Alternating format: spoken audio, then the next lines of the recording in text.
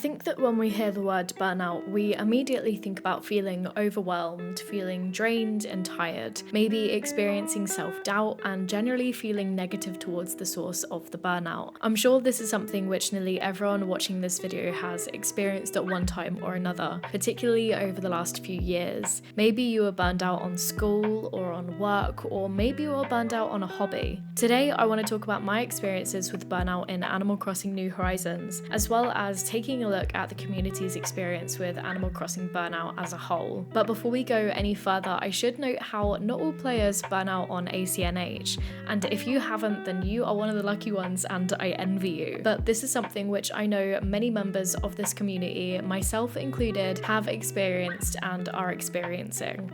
So I guess from a slightly selfish point of view, I want to explore this phenomenon more. And what can I say? I currently feel like doing everything in my power to procrastinate writing my actual university papers, so I'm gonna write a paper on Animal Crossing instead. But before we go further and unpack any of this, if this is your first time coming across our little corner of the internet, my name is Yasmin, and here we talk about and play Animal Crossing, The Sims, and other life simulation games. So if that sounds like your jam, perhaps consider subscribing so you can stay up to date on what we get up to over here. My question for you today is, have you ever been burned out on Animal Crossing? And if so, what did you do to quote-unquote cure yourself of it? Now, this might be a slightly longer video, so grab a cup of tea and let's get into it. I think that before we can talk about burnout in Animal Crossing, it's really important to talk about the context in which New Horizons was released. I won't harp on about this for too long, but ACNH was, by chance, released right in the beginning of the panorama. I don't know if YouTube is still suppressing videos which include the real P word or the C word, so for now we're gonna stick with this. But anyway, it was released right at the beginning of the time when we were all being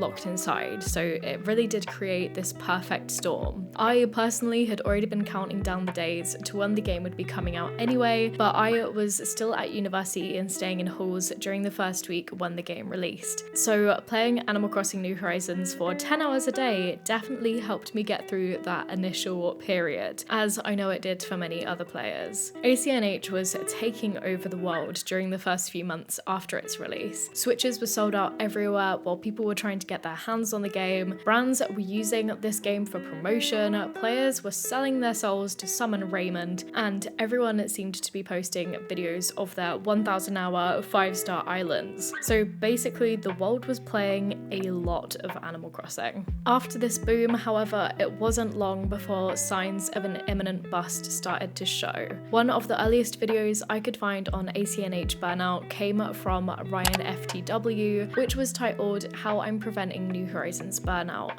This video was published on June 15th, 2020, so just under 3 months after the game came out. As the video's title suggests, Ryan at this point was not burnt out, but he was more suggesting ways for players to avoid getting to that position, mainly in response to comments that he'd received on his videos from viewers who had been experiencing this. The bottom line of Ryan's video ultimately was, if you don't feel like playing Animal Crossing, then don't play it. But what do you do if you don't just play Animal Crossing? But what if Animal Crossing had become a source of financial revenue? One other very prominent content creator in the ACNH YouTube sphere at the time was Austin John Plays. I'd watched his content before and occasionally still do today, but I absolutely ate up his daily ACNH videos which he was putting out after the game launched. He posted the 39th episode of his Animal Crossing series on the 1st of June 2020, and in it he discussed his feelings of being burnt out on the game and how his videos on the game would likely be coming to an end, as he simply wasn't interested in playing it anymore. Beyond his words, you could really hear the exhaustion in his voice, and just how much of an effort even just booting up the game to film the 6-minute and 20-second video had taken him. These examples represent the two types of videos you see on YouTube about Animal Crossing burnout: those talking about how to avoid burnout in the game, and content creators discussing their own experiences with it in Animal Crossing. I've actually made one of the latter categories of video myself back at the start of December 2021, but we'll come back to my own experiences with Animal Crossing burnout later in this video.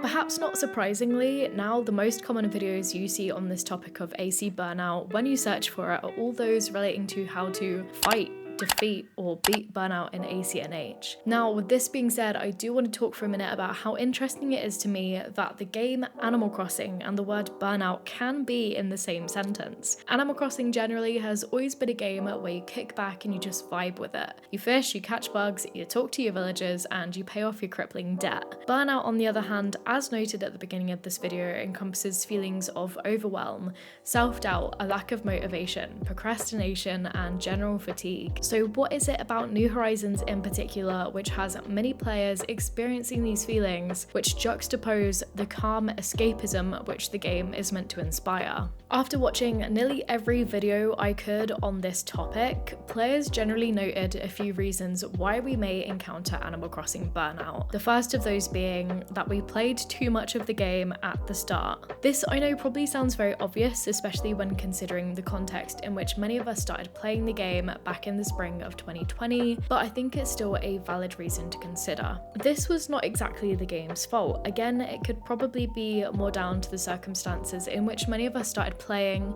but I think it's also a testament to how strong the start of the game actually is, while we are trying to achieve Project K. But that's just it. It only felt like the start of the game. I'm getting ahead of myself a little bit here. This point probably is most specific to players who picked up the game early on, but when considering the next point I'm going to bring up, I could also imagine that players who got the game much later and consumed Animal Crossing content might have also sped through the initial sections of the game in order to unlock the ability to customize their islands. But with this being said, I think the game does encourage longer play sessions than previous AC titles because of how it allows you to place items outside. So I think that we could say both the context in which many of us started playing, in combination with the thriving online design community, which is filled by the fact that ACNH allows for so much more design customization, created the perfect cocktail to encourage players to play for much longer than we would have done if we were perhaps playing in a previous AC title.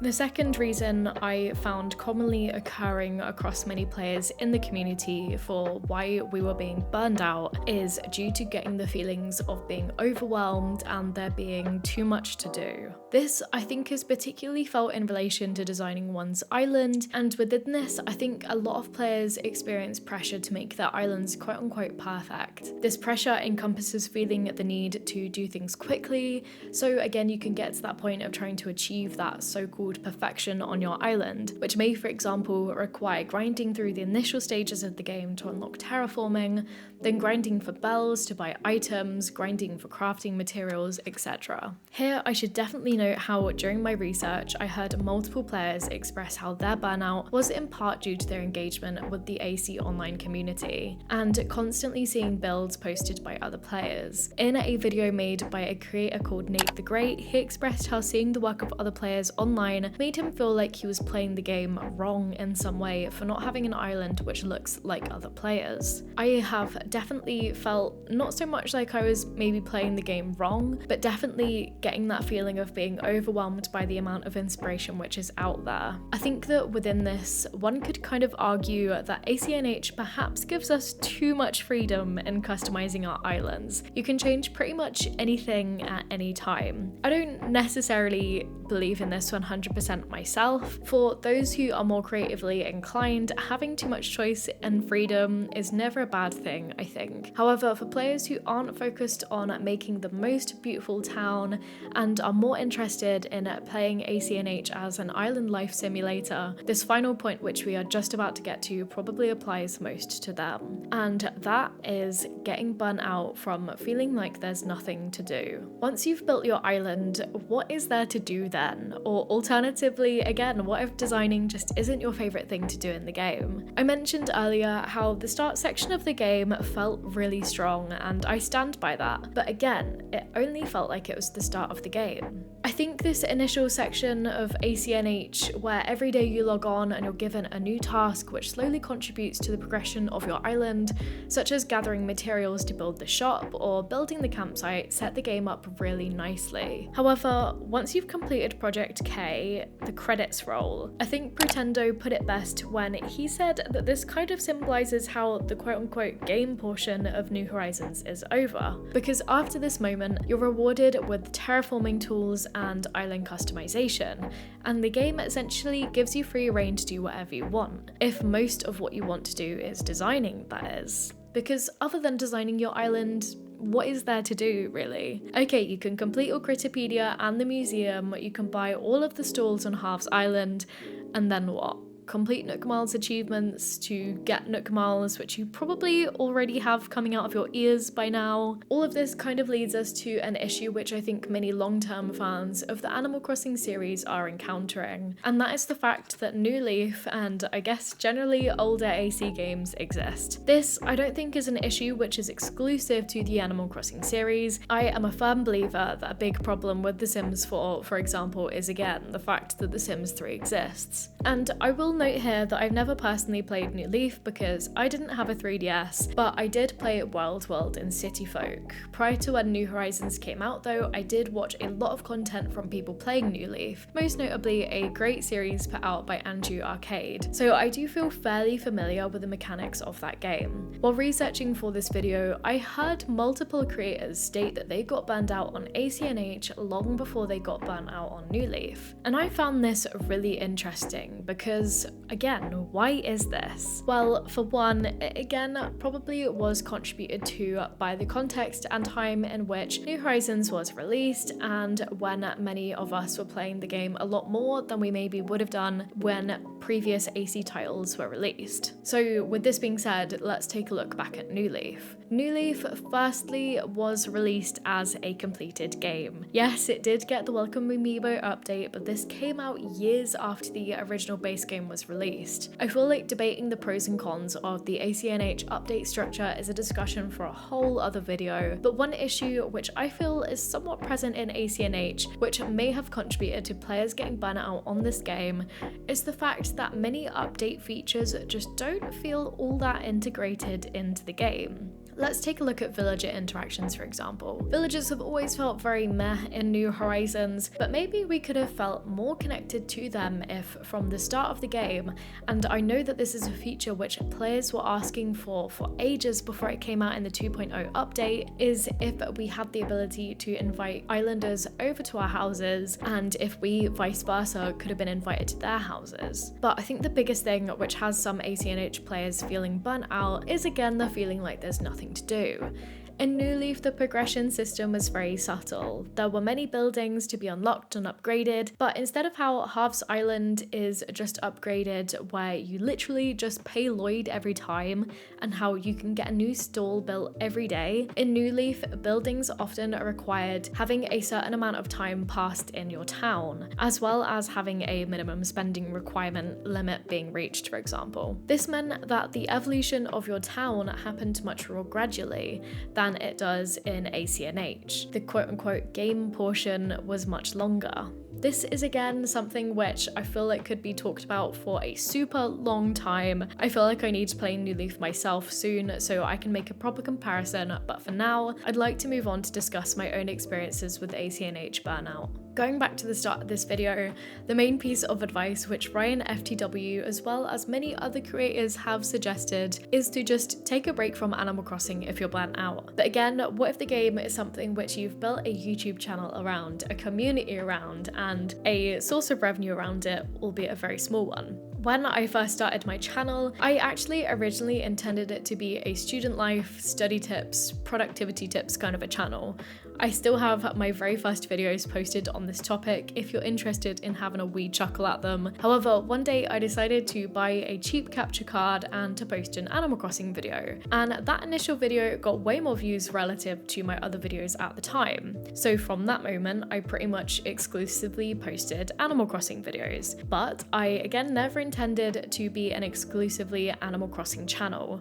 And I took active steps to avoid this, I guess on the surface, by making sure that I didn't include crossing within my channel name, and I've always had a picture of my face as my channel icon. I never used a kind of AC stylized avatar like many other Animal Crossing channels do. Earlier I mentioned how back in December of 2021 I made a video where I talked about my feelings of burnout, but at that moment I didn't really do anything about it. I kept posting the same types of videos, and throughout this year so far, I've definitely been posting less frequently. And I think a massive part of this has been because I've been burnt out. Or to be honest, a big question which researching this video has brought up for me was, am I burnt out or just bored of the game? And honestly, I think I'm a mix of both at different times. I had made the excuse to myself over the last 4 or 5 months that it was university work or my part-time job, or now my actually having a little bit of a social life now that the panorama restrictions have lifted a little bit in the UK. But a big part of my infrequent uploading, I'm realizing now, was a result of me being burnt out on and maybe just a little bit bored of Animal Crossing. Blasphemous, I know. I didn't know what to do in the game, and every time I looked for build inspiration, I'd get overwhelmed and give up, using the excuse of I'm just not inspired right now. Like I said, I originally planned for my channel to be based around productivity and stuff like that, so I do pride myself on being a fairly organised person. So having the process of my creating videos being hindered because I wasn't inspired felt really frustrating. I'd block out a day to film a video, but oh look, I can't because I have no motivation, inspiration, or desire to play the game right now. And all the while, I was still getting those feelings of guilt that I'd mentioned in that previous video. How can all the other big AC creators keep coming up with these fun, original ideas while I'm just not feeling it? I definitely resonated with a sentiment shared by a creator called Richard Original, and in a video he mentioned how sometimes he just built areas on his island exclusively to post about them. And again, another level of this feeling of guilt and anxiety was from not posting. A big thing I talked about at the end of that video again is how my channel is meant to be a fun, productive hobby for me, and I feel like through making this video I'm getting back to that. So I guess here's my big confession. Making this video was a little bit of a selfish endeavour for me.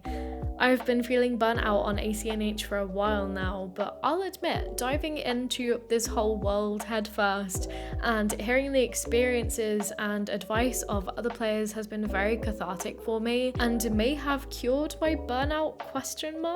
I'm not going to say that and get ahead of myself too quickly. I've purposely not booted up my game the entire time I've been writing the script, which has been a good few days, and my hands were literally itching to start filming the clips to go behind this video which you're watching now. And I think the changes that I'm planning to make to my island will definitely surprise many of you who watch my content regularly. I won't lie, after all these months where I've half been putting off making AC content, I felt the game looming over me a little bit. While I have technically been following the supposed burnout vanquishing advice of taking a break, because I've had these partially unacknowledged feelings, I think I really haven't let my mind rest from it, if that makes sense, because I've known at some point that I'll have to return to it. However, again, I think writing this video has helped with these feelings a lot.